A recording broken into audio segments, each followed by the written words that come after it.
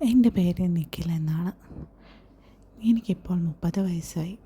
ഞാനിന്ന് പറയാൻ പോകുന്നത് എൻ്റെ പഴയ കാമുകിയായിരുന്ന ആമിനെ പറ്റിയാണ്. ഞങ്ങൾ ഒരുമിച്ച് 10+1 സമയത്ത് ഒരുമിച്ചായിരുന്നു പഠിച്ചത്. ഞങ്ങൾ പിരിയാൻ വയ്യാത്തത്ര അടുത്ത് ഇടപഴകിയിട്ടുമുണ്ട്. പക്ഷേ പഠനശേഷം ഞങ്ങൾ പിരിഞ്ഞു. പിന്നീട് ഞങ്ങൾ കാണുന്നത് ഏകദേശം 10 വർഷങ്ങൾക്ക് ശേഷമാണ്. ഇപ്പോൾ ഞാനൊരു ഡ്രൈവറായിട്ടാണ് ജോലി ചെയ്യുന്നത്. ഒരു ദിവസം ഞാൻ ടൗണിലൂടെ പോകുമ്പോൾ ഒരു സുന്ദരി ഉമ്മച്ചിക്കുട്ടി എൻ്റെ ഓട്ടോയ്ക്ക് കൈ കാണിച്ചു. കൂടെ 2 കുട്ടികളുമുണ്ട്. ഞാൻ ഓട്ടോ നിർത്തി. അവൾക്കറി പോകേണ്ട സ്ഥലം പറഞ്ഞു. ഞാൻ വണ്ടി എടുത്തു. ഞാൻ ഇടയ്ക്കിടെ കണ്ണാടിയിലൂടെ അവളെ നോക്കുന്നുണ്ട്. അവൾ ഇട്ടിരുന്ന ഡ്രസ്സും ഒരു ഹിജാബും എനിക്ക് മുഖം നല്ലപോലെ കാണാൻ സാധിച്ചില്ല. അപ്പോൾ അവൾ, "ഡാ, നിനക്കെന്നെ മനസ്സിലായോ? നീ എന്താ എന്നെ ഇങ്ങനെ നോക്കുന്നത്?" എന്ന് ചോദിച്ചു. ഞാൻ ഞെട്ടിത്തരിച്ചു. നോക്കിയപ്പോഴോ എൻ്റെ കൂടെ പഠിച്ച ആമിന ഹിജാബ് മാറ്റി എന്നെ നോക്കി ചിരിക്കുന്നു. എൻ്റെ പഴയ കാമുകിയായിരുന്നു ആമിന തന്നെ. അന്ന് എനിക്ക് വിശ്വസിക്കാൻ കഴിഞ്ഞില്ല.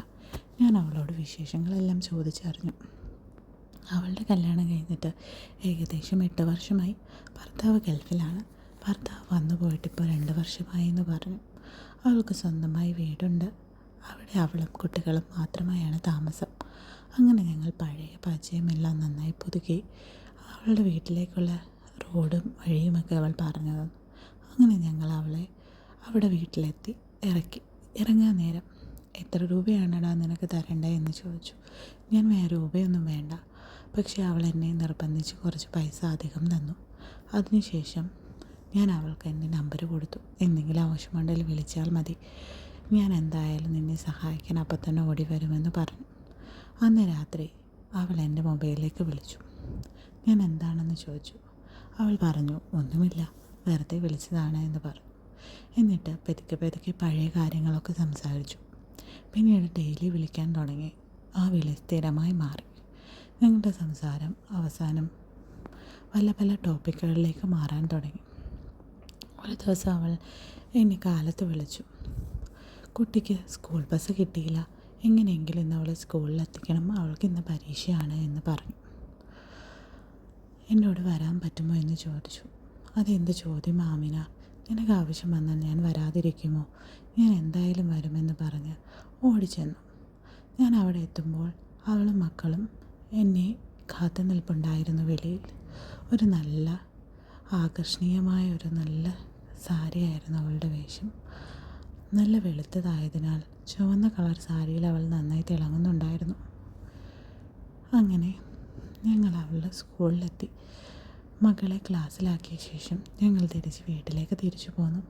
തിരിച്ചുള്ള യാത്രയിലിടയ്ക്ക് ഞങ്ങൾ സംസാരിച്ചു കൊണ്ടിരുന്നു. "നീ എന്താടാ വല്ലാതെ നോക്കുന്നത്? പണ്ട് ക്ലാസ് റൂമിൽ പഠിച്ച ചെറുക്കൻ തന്നെ ഇപ്പോഴും നീ" എന്ന് പറഞ്ഞു. "പക്ഷേ ഇപ്പോഴും നിന്നെ എനിക്ക് മറക്കാൻ പറ്റുന്നില്ലായിരുന്നു" എന്നവൻ പറഞ്ഞു. "അയ്യടാ, നിൻ്റെ ആഗ്രഹമൊക്കെ കൊള്ളാം." അങ്ങനെ സംസാരിക്കുന്നിടയിൽ അവളുടെ വീടെത്തി. അങ്ങനെ അവൾ ഇറങ്ങി.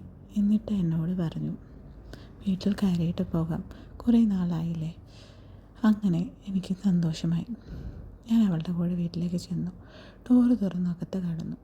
ഞങ്ങൾ അകത്ത് കടന്ന ഉടനെ ഡോർ ലോക്ക് ചെയ്തു. ആൾക്കാരും കണ്ടാൽ പിന്നെ അത് മതിയല്ലോ. നമ്മുടെ നാട്ടിൽ വെറുതെ പോകുന്നവരെ വേറെ മറ്റുള്ളവരുമായി കൂട്ടി പറയുന്ന ആൾക്കാരാണ്.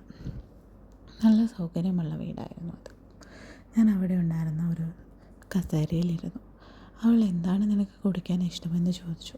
"ഒന്നും വേണ്ട." "വേണ്ട, നീ ആദ്യമായിട്ട് വന്നതല്ലേ, എന്തെങ്കിലും കഴിച്ചും കുടിച്ചിട്ടും പോയാൽ മതി" എന്നവൾ നിർബന്ധിച്ചു.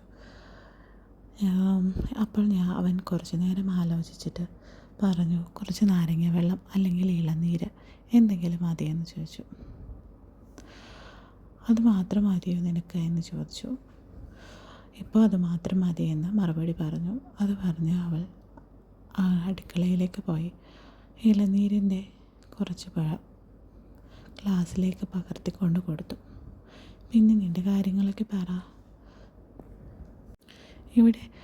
ഇവിടെ ഇരിക്കാതെ ഞങ്ങളുടെ റൂമൊക്കെ കാണണ്ടേ നിനക്ക്? ബാ, കാണിക്കാമെന്ന് പറഞ്ഞ് റൂമിലേക്ക് കൊണ്ടുപോയി. അവിടെ ഫുള്ള് കുട്ടികൾ ചെറിയ പടങ്ങളൊക്കെ വരച്ച് ഭിത്തി മുഴുവൻ നശിപ്പിച്ച് വെച്ചിരിക്കുകയാണെങ്കിലും കാണാനൊരു ഭംഗിയുള്ള നല്ല റൂമായിരുന്നു അത്. അതിൻ്റെ കൂട്ടത്തിൽ അവൾ അവളുടെ ഭർത്താവിനെയും അവരുടെ വീട്ടുകാരെയും എല്ലാം കാണിച്ചു. കുറേ ഡ്രസ്സ് ഭർത്താവിൻ്റെ അവിടെ തൂക്കിയിട്ടിട്ടുണ്ടായിരുന്നു. ഈ ഡ്രസ്സൊക്കെ നിൻ്റെ ഭർത്താവിൻ്റെ ആണോ എന്ന് ചോദിച്ചു.